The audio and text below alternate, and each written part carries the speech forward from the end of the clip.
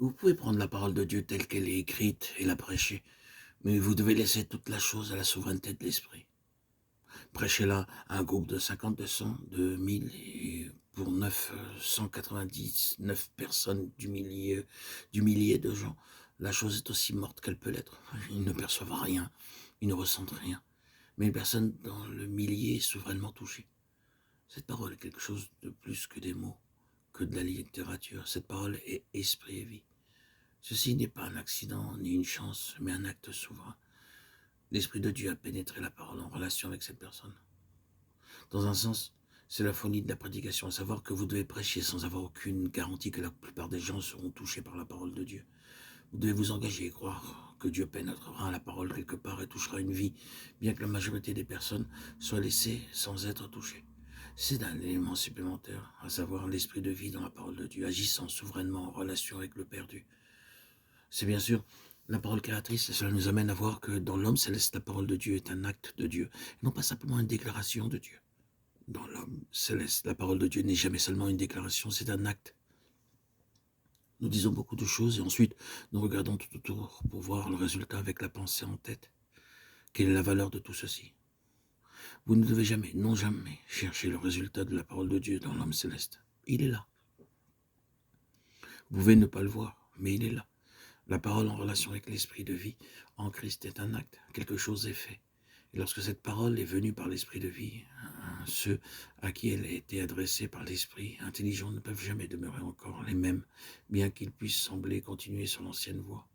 La parole que j'annonçais, c'est elle qui le jugera au dernier jour. Jean 12, 48.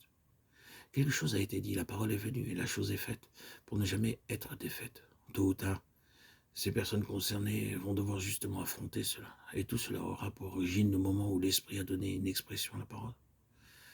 C'est un fait formidable. C'est là la valeur du fait de donner la parole dans l'Esprit, parce que c'est un acte. C'est créateur. C'est quelque chose qui est fait, non pas quelque chose qui est dit. On va reconnaître que la parole dans le Saint-Esprit est quelque chose qui est fait, non pas simplement qui est dit. La parole de Dieu est toujours un acte de Dieu. L'univers a été formé par la parole de Dieu. Hébreux 11, 3. La parole du Seigneur est une bénédiction. Elle ne dit pas simplement que le Seigneur vous bénisse. Elle est en elle-même une bénédiction. Elle apporte la bénédiction, c'est un acte.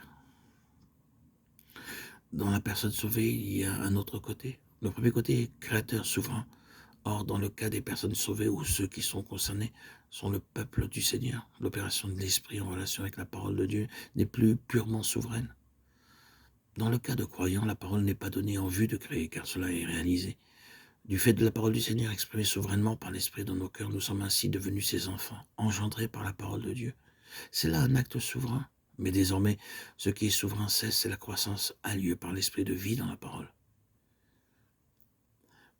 Mais à condition qu'il y ait la vie en nous pour correspondre à la vie dans la parole.